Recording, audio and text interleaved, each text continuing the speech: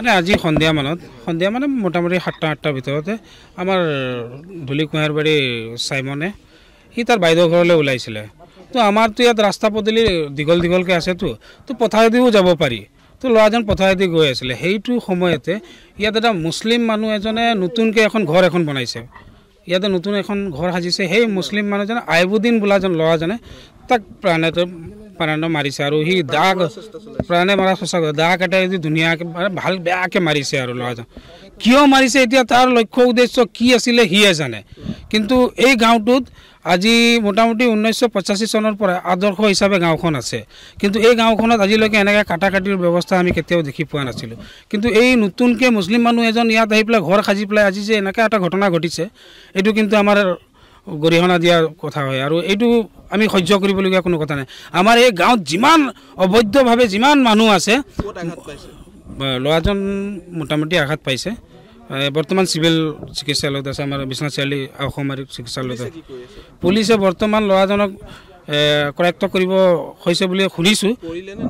কৰিলে নে নকৰে আমি এতিয়ালৈকে সম্পূৰ্ণভাৱে নাজানো, কিন্তু বৰ্তমান এই পলাতক বুলি আমিও গম পাওঁ। বৰ্তমান ইয়াততো নাই, তো পলাতক বুলি আমিও গম পাওঁ। পুলিচে কৰায়ত্ব কৰিছে যদিও আমি কালি ৰাতিপুৱালৈকে গম পাওঁ, বৰ্তমানলৈকে কিন্তু আমি একো নাজানো।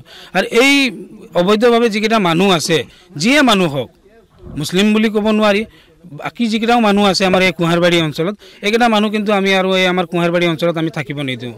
অন্যথা আকৌ অন্য দিনত আমাৰ এই ঘটনা ঘটি থাকিব।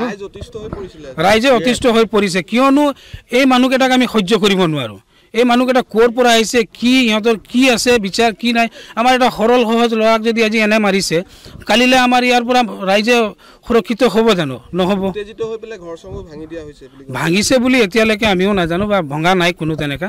কোনোবা গৈছিলে, আমাৰ 1-2জন ল'ৰা মানুহ গৈছিলে সিহঁতৰ ঘৰত, কিন্তু কোনো তেনেকুৱা একো কৰা নাই। সিহঁতক যেতিয়া আমি ঘৰত একো পোৱা নাই তো কোনো একো মানুহ নাই পোৱা আমি কাকো। চাইমন পদবীত আছে বাৰু। বৰ্তমান বিশ্বনাথ জিলাৰে হয়, কিন্তু সঠিকভাৱে নাজানো, সাংগঠনিক আছে বাৰু।